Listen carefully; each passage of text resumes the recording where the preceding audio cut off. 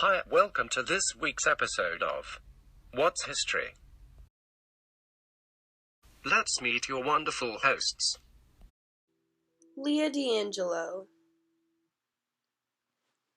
Julia Eisenstadt, Layla Sheeman,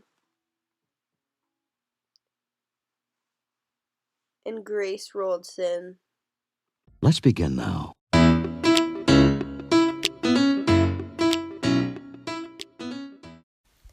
Let's start with capitalism. Capitalism is defined as an economic and political system in which a country's trade and industry are controlled by private owners for profit, rather than by the state.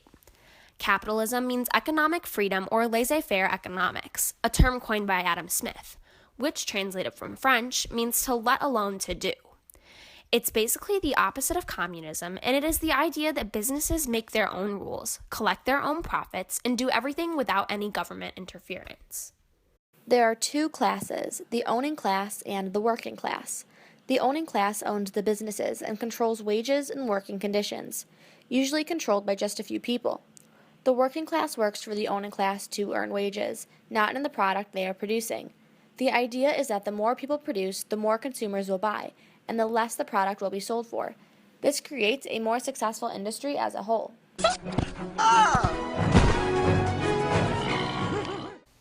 There were some criticisms and some benefits to capitalism. Some of the criticisms included the unfair conditions for the working class and a power trip for the owning class. Took a power trip back home. I'm grown now and the city's my throne now.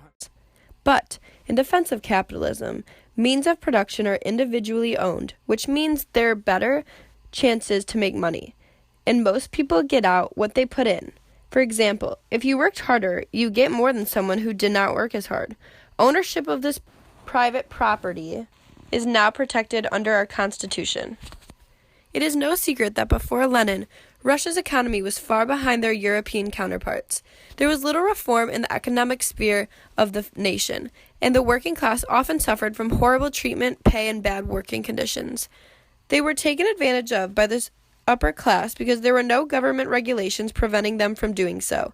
The economy was too capitalist, as the government did not play a large enough role to make sure things were safe and efficient. Lenin, Marx, and others, with similar views, saw the faults in the system and sought to change it for the better. If I have been changed for the better. But see, Karl Marx had a problem with capitalism, specifically 5 problems with capitalism. Marx's anti-capitalist critique is organized around 5 fundamental issues: the injustice of exploitation, the loss of liberty through alienation, venal quantification, irrationality, and modern barbarism. Let's delve into these 5 criticisms. 1. Injustice of exploitation. Marx sees that workers ultimately get no say in what they are doing and their conditions. Many ultimately suffer from bad working conditions, minimal pay, child labor, and other injustices in this capitalist society. Fun fact! Similar issues were occurring in the United States in terms of government regulation of industry. The book The Jungle, written by Upton Sinclair in 1906, criticized the dangerous and disgusting working environments in the meatpacking industry. Yuck! Number 2, loss of liberty through alienation.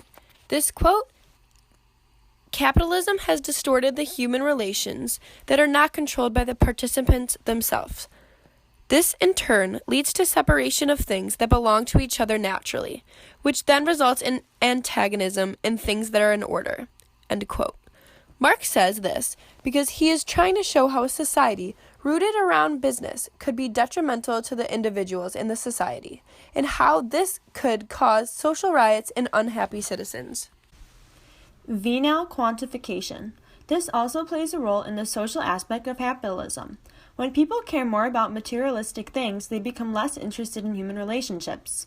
I guess we can ask, has one of Karl's fears happened? Is this society today? That's food for thought. Moving on. The irrational nature of the system. Marx argues that there is a lot of things that haven't been thought out in this system. There is too much production, but the people producing those goods don't have enough money to have a good standard of living. Marx's last criticism is that this is modern barbarism. Workers suffer horrible conditions, and employing class does not care. This is barbaric. Simply barbaric. But Marx had a solution: socialism. Basically, this is the opposite of capitalism. It was created with the vision of a utopian society in mind. What is a utopian society, you might ask? It is a community or society possessing highly desirable or perfect qualities. The word was coined in Greek by Sir Thomas More for his 1516 book Utopia, describing a fictional island society in the Atlantic Ocean. So basically, Marx wanted everything to be perfect. But unlike other economic systems, there are so many interpretations of how a socialist society should be formed. There are dozens of forms, all with differing ideas about economic planning, community size, and many other factors. Despite the variations in socialist thought, they all wanted to steer clear of the evil capitalist society. Let's go over the fundamentals of a socialist society. 1. There is a completely classless society, and the government controls all aspects of business and distribution. Socialists think that this control is necessary to be able to get rid of competition and level the playing field for everyone. Many socialists believe that capitalism created oppression for the lower class, so they believed in communes where everyone lived equal. They also believed that we could provide free health care to everyone, free housing, free food, and free leisure time to understand themselves and build relationships with family and coworkers. Some forms of socialism include utopian socialism, advocates social ownership of an industry and a voluntary nonviolent surrender of property to the state, implemented in communities like Robert Owen's New Lanark. Guild socialism, based in early 19th century England, workers' guilds, similar to unions, were responsible for control and management of goods.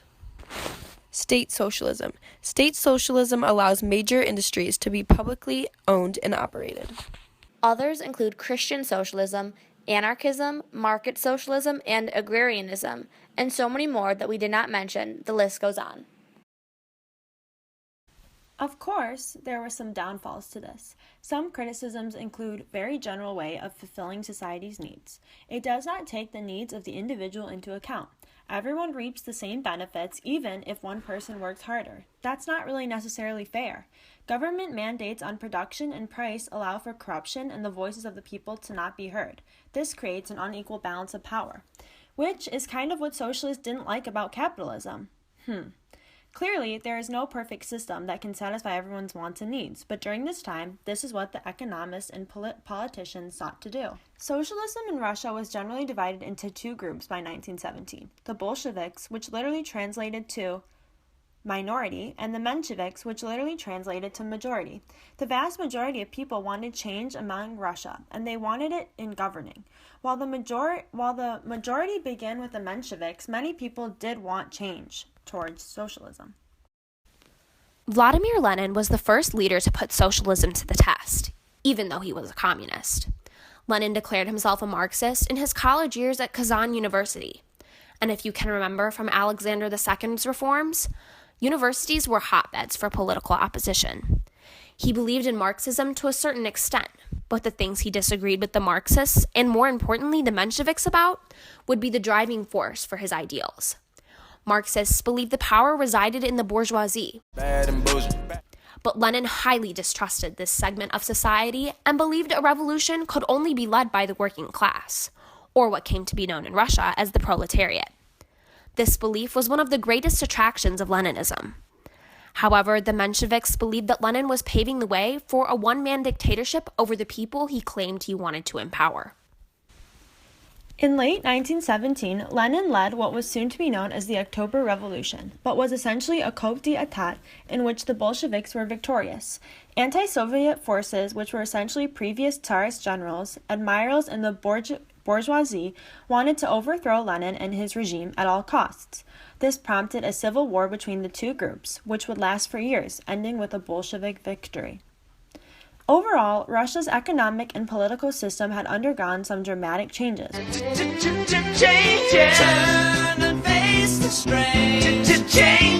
From capitalism to socialism, it has been difficult for the leaders of the nation to figure out which system worked best. Turn the camera off. Okay, please stop. I'm in a public place, Chris. Interior crocodile alligator. I drive a Chevrolet movie theater.